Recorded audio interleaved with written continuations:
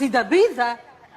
سليمان وليدي يا امي مش على حاجه، انا على المصروف. شوف، هي العصيدة البيضة تكلف رخيصة، كيما يزيد زيتونة وسمن، اما العسل الحر عاد ما قال حد الحد.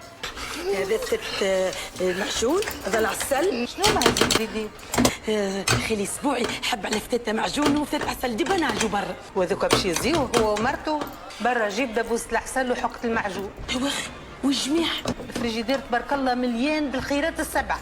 كرت على عسل، هتا نوصي يجيبوا لهم البلاد عسل الحر يهبط.